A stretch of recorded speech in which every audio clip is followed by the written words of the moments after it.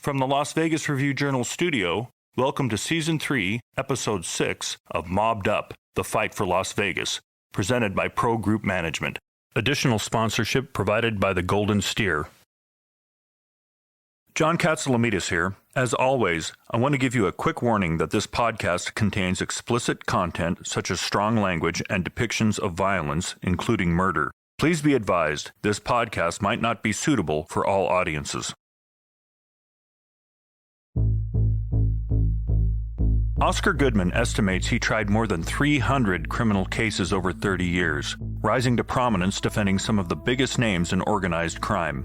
He earned a reputation for being passionate about the law, for being tough and smart, and, at times, brash and unconventional. He seized any opportunity to expose what he felt was wrongdoing by the government, especially leveraging any missteps by the police or prosecutors. But he had ambitions beyond being a mouthpiece for the mob, as he was often called. He wanted to be mayor of Las Vegas. However, before he was sworn in June 1999, Oscar faced one last courtroom battle. We haven't talked about this. The last case you tried prior to when I expect you ran for mayor, and what do you remember about that? Well, it was probably the toughest case I had. I talk about all these cases representing Judge Claiborne on the Conforti case and representing Jimmy on the assassination case. It was the alpha and omega as far as judges were concerned. But I think the toughest case I ever had was representing an oral surgeon in Carson City. He was charged with sexually molesting 7 patients, and each one of the patients had somebody who was waiting for them to come out of the operating room, and they each said, all of his patients said to these people who were waiting to give them a ride home, this doctor did so-and-so to me, and such to me. So it was very tough, but that wasn't enough. His employees who testified against this poor doctor said that at 5 o'clock, he said to the employees, go home, turn down the lights, turn up the music, pull the drapes, lock the door. So it looked like a pretty tough case. And we had the judges from Carson City all disqualified themselves. There were 2 of them. And they brought in a judge from Yerington to try the case. And he wanted to give my client, if he wanted to give him one day, he wanted to give him 1,500 years. He wanted to string him up. I mean, he hated my client. And it was just a very tough atmosphere in which to try the case. And I was fortunate enough to get a not guilty there. That case would be the last one Oscar tried as an attorney, but it was a moment that would come full circle later. It was in 1998, after years of traveling to represent mobsters in cities like Chicago and Philadelphia. Goodman noticed his days started to look like the movie Groundhog Day. So basically, I would just go to court, go to my office first, go to court, come home, have dinner, talk to my wife, usually outside because they had parabolic mics all over me. And we whispered to each other, it's a funny way to live. And then we'd get up the next morning and repeat it. And most of my practice was out of town at the time. So it was basically going to the airport on Sunday and then flying out of Las Vegas International Airport to wherever my trial was going to be, and going to the hotel and having a couple pretzels at the bar and saying hi to the bartender, having a drink, going up, last minute checking all my files, and then going to court the next morning, eating lunch with my clients, usually in their cell with them. They would give me an apple or an orange. They didn't care for that. They would eat the bologna sandwich and go walk back to my hotel. This was a routine. Just about every case I had was like this. As a lawyer, I represented all sorts of alleged and reputed people. I represented a federal judge in the case before the U.S. Senate, first trial before the Senate. Of the last century, I represented somebody charged with murdering a federal judge in Texas. I had done everything.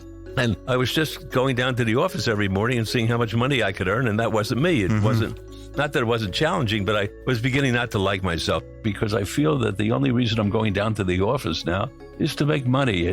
Can I make $1 million a case? Can I make $2 million a case? And I said, that's not me. I like to think of myself as trying to help people and to make sure that the government is held to a certain standard. And it was bothering me terribly.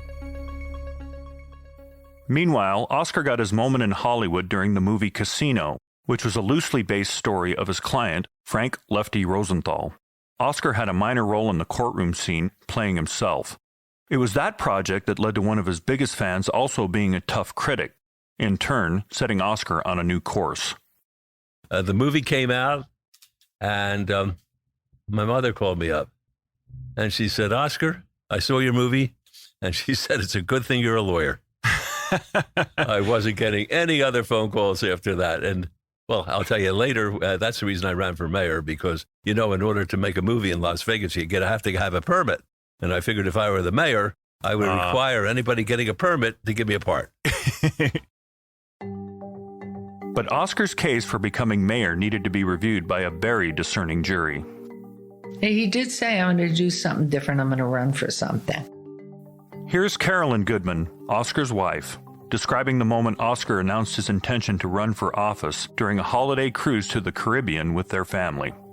He really had lost it. I had no idea, because I had said to him, why don't you go out to the university and teach? Why don't you? I mean, I gave him a whole bunch of things. And somebody close to him, but not that close, because he doesn't have people that close, must have said, why don't you run for some political office? And that's when he said, I want to run for mayor. And then I said, well, put it to a vote. Let's see. And the truth was, because one night at dinner, he just said to the kids, I'm thinking of running for mayor. What do you think? That Carolyn abstained, and the 4 children voted 4-0 against me. I said, why? They said, Dad, there's no way you can win. You have more baggage than the sky caps out of the Las Vegas International Airport. We've understood that was the case, that you had to win over your entire family. Yes. With no prior interest or experience in local government, it seemed likely this would be one case Oscar would not win. I think the people of Las Vegas know what I'm all about. I'm an affable fella. And I would go around even representing these supposedly bad people, and people were nice to me in town. I think they know what I do for a living. I try to defend their rights, and if I can defend their rights by representing people that they think are very bad, then I'm doing a real service for our country. Well, a lot of people would snicker at that. I took it seriously. And I said, if I'm going to do it, if I'm going to run, I'm going to win. I don't go into something to lose. And it was with that in mind that I went back to the law office. I told the fellas in the office and the ladies in the office, I said, I'm here just for another week or so, and then I'm going down and I'm going to file on the last day of filing, which I did. And, history tells a story. On June 8, 1999, Goodman cemented himself into the history books once again by being elected mayor at 60 years old. He received more than 63% of the vote against his opponent, then Las Vegas City Councilman Arnie Adamson. One of his first stops after winning the election was to the permitting office. I said, ma'am, I'm Oscar Goodman. I'm your new mayor. She said, nice to meet you, sir. I said, I have a request. She said, what can I do for you? I said, if anybody wants to make a movie and they want a permit, they have to give me a part. She said, you can't do that. I said, I can. I'm the mayor. Well, 2 weeks later, Mayor, guess who's in the waiting room? Who? Jackie Chan and Brett Ratner. Well, I didn't know Brett at the time. I knew him afterwards. But I said, well, send the gentleman in. They came in. They said, we can't believe what we just heard from the lady in charge of the permitting here. You have to have a part? I said, I have to have a part. You mean you have to have a part in Rush Hour 2? I said, you bet. The stars were involved in this conversation? Jackie Chan is he was right there in my office. And Ratner. They said, all right. It was a great part. It was at the DI before they imploded it. Right. They had the main ballroom, and it was all with flocked red paper, wallpaper. And I had a couple lines. Chris Tucker was in it. Mm-hmm. Alan King was in it. Right. And I had a ball. I mean, I thought it was a cat's meow. And the movie comes out. And then there was a curmudgeon-y type columnist or whatever he considered himself around here, a guy by the name of Ralston. And he couldn't wait to call up, and he said, your movie came out and you were on the cutting room floor. I hung up the phone. So he saw it before you were able to. I should never have taken the call. So I said, get Chan on the phone. They called him up, and I said, "Do you know who I am, Mr. Chan?" "Yeah, you're the mayor." I said, "Forget about being the mayor. Anybody could be a mayor. I used to represent all the boys, okay, Mr. Chan? And they don't appreciate me being unhappy, and I am unhappy." I scared him so much, I am in the DVD. This is Eric Papa, former press secretary for Oscar Goodman, who worked closely with him for almost 3 years. Of course, we've all heard him say that he did represent some really bad people, but he was defending their constitutional rights. Even though he represented these really bad, evil people, somebody had to defend them, and that's what he did. You know, people in other cities might wonder why Las Vegas would elect a mob mayor, a mouthpiece for the mob. And the reality is he was an important part of old Las Vegas. And when he was elected, people here who had been here for a while saw him as part of the community, as part of Las Vegas, but part of Las Vegas lore. And so we embraced him and we elected him to office. During his time in office, Goodman made a splash with his stances on issues and outlandish plans.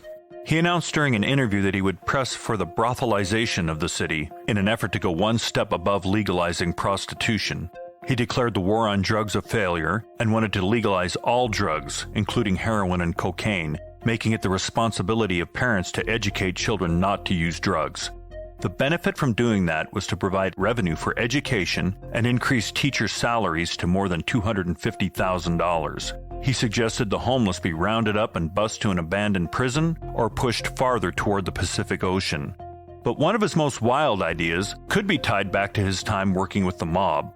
During a 2005 television appearance, Goodman suggested that those who deface roads with graffiti should have their thumbs cut off on television, a moment Eric Papa remembers well. It was something that, was amusing to many people. I mean, I think he was expressing this anger and this frustration that here we are trying to build up our city. We want it to be beautiful. We want it to be the best of all things. And especially in downtown, the last thing we want is people tagging our community. And so I think he was expressing a frustration and an anger that probably a lot of us in the community have. Now, I don't think anybody took him seriously when he said he wanted to cut off their thumbs. But back then, people weren't maybe as sensitive as perhaps they are now. So, I think people were amused by it, and it kind of fit in with his persona. Whether maybe it actually even scared some would-be taggers from tagging, we can only hope.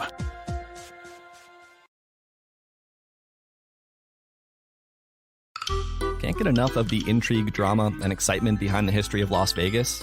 Live it by dining at the Golden Steer Steakhouse, the oldest steakhouse in Las Vegas and an old haunt of Tony Spilatro's. You know, the guy from the podcast you're listening to. The Golden Steer has been serving up famous and infamous customers since 1958, from mobsters to the Rat Pack, Muhammad Ali to Holly Madison. Enjoy this classic experience in person or try their world-famous best steaks on earth in the comfort of your own home by ordering today at goldensteerlasvegas.com. Goodman's strong positions on issues not only put him front and center for criticism, but also subjected his family to scrutiny. For example, Carolyn Goodman still remembers a woman who approached her and spit on her in a grocery store at Commercial Center decades ago. It was a shock. Somebody come up and spit on you. I mean, today it could be somebody who's mentally ill and come up and spit on you where you walk out of here if they're wandering around Still City happens at the Commercial Center. And, there are always those that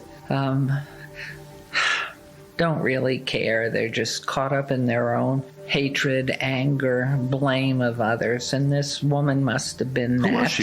Who was she in real life? Who was she? I have no idea. Carolyn speculates that due to the large amount of press coverage Oscar was receiving, it may have ruffled some feathers. One thing Oscar prioritized as mayor was making himself accessible to the media. He would hold weekly conferences every Thursday on a variety of topics and allow those in attendance to ask questions, which he answered in true Oscar fashion. He understood the importance of transparency in government, of providing access to the public and the media to the inner workings of city government. And so he decided to hold a news conference every week, almost without fail. I think it was on a Thursday every week. And so our routine was that, we would find out who was going to be there, if they had any particular questions. We would anticipate the kinds of subjects that would come up.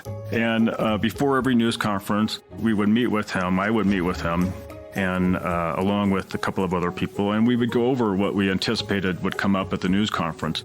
And for example, if Oscar question X is going to come up, if it comes up, we think you should say this. And we would descend from the 10th floor office via elevator down into the chambers of City Hall where we hosted this news conference. And of course, we anticipated correctly. Question X came up, and as soon as the question was asked, Oscar said something exactly the opposite of what we told him to say. So, and most politicians wouldn't necessarily do that, right? We were paid to give our best advice, and sometimes he would take it and sometimes he wouldn't. I mean, he's an independent guy. And so we would, at the end of the news conference, we'd get back in that same elevator, go up to the 10th floor, and in the elevator, we would look at each other, and Oscar would say, I couldn't help myself, sorry guys. We were all in Oscar's gin cabinet on the 10th floor, usually after those news conferences. Despite his rocky history with the FBI as an attorney, Oscar understood the agency's importance and made sure to keep them in his plans as mayor. I was a big adversary of them all, but it's like I was a big adversary of the FBI heads. And not the first thing I did, but when I was first elected, one of the first things I did was persuade Grant Ashley, who was the special agent in charge of the FBI here, to keep the FBI building in the city of Las Vegas over there on Charleston. They were going to move out to Henderson. And I convinced them to go down to the west side and to build an FBI building there because I felt that area really needed that kind of presence of the law. In 2003, Goodman was reelected to a second four-year term in another landslide victory. He defeated 5 opponents after he received more than 85% of the vote. Then in 2007, he was reelected to a third and final term, again securing the seat with more than 83% of the vote. Despite having been called Las Vegas's most popular mayor, due to Las Vegas's term limits, it restricts mayors to a maximum of 3 terms. Oscar would step away from the position, but not before turning the keys to the office over to someone else in the Goodman clan, his wife, Carolyn Goodman.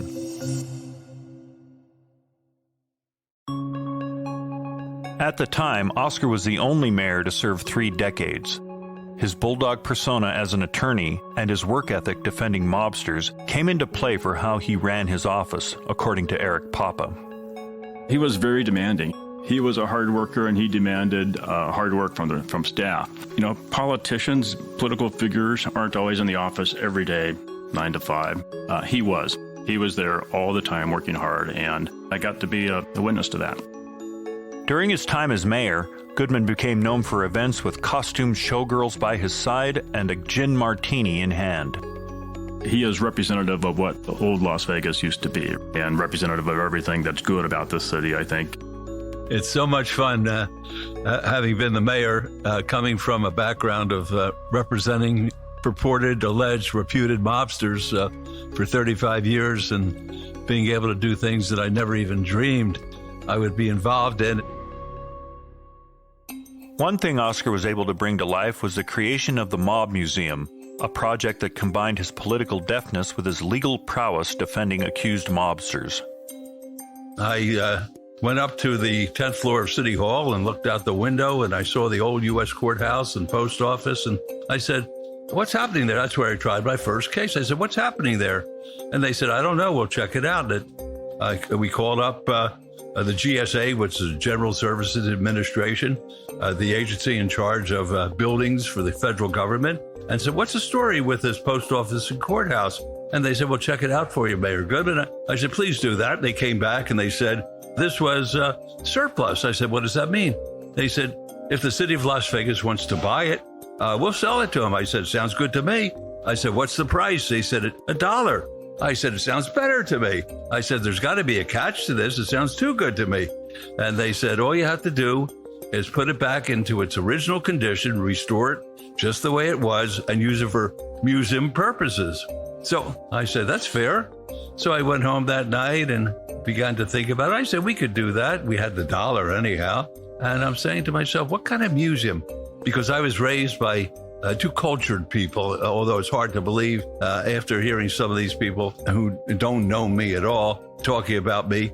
But my parents were good parents. They were ethical, moral, wonderful people who really provided me with the greatest education and the best values in the world. And then I had my wife who did the same thing. And I said, we'll never be able to have a great art museum down there because no one's going to watch art. And I was trying to redevelop our downtown, which was turning into rubble when I was elected and becoming blighted. And I said, what else? We're not going to have great art. We're not going to have great sculpture, although I love sculpture. We're not going to have all these wonderful cultural things. And then, boom, a light bulb went on. And I said, my God, we are different than any other place on earth. We're the only town in the history of the world that was built from the mob. I said, we're going to have a mob museum. Well, if you would hear the do-gooders scream and yell, how dare he build a monument for himself? How dare he build a monument for his clients? He can't do that. I said I could do whatever I want. I'm the mayor.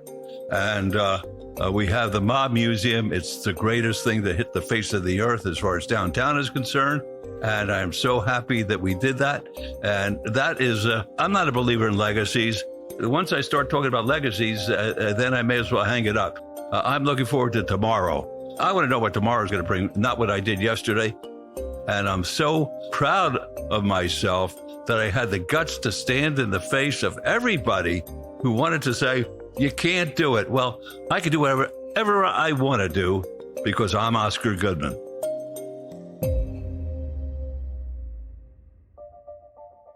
Throughout his time as an attorney and as mayor, Goodman received his share of praise and criticism from everyone, including public officials, journalists, and former mobsters.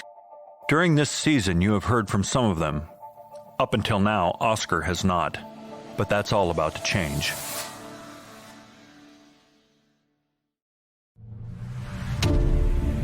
On Part 7 of Mobbed Up, The Fight for Las Vegas, Oscar hits back. Hear his reaction to some of the voices you've heard from throughout the series. I have to give credit to an FBI agent by the name of Mark Casper. Oh, my God. Shame on them. Shame on him. You can say whatever you want in this day and age. I think I'm a woke person. I don't know. Your response to that? To what? To his comments? To Collada's comments? They don't deserve a response. I never represented the fella. Well, if he told you that, he's a bunch of hooey. And I'm being nice about it.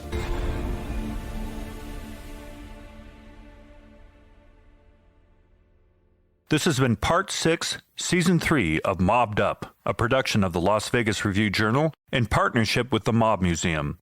If you like what you hear, please subscribe to the series on Apple Podcasts, Spotify, or wherever you're listening now. Also, be sure to leave us a rating or review.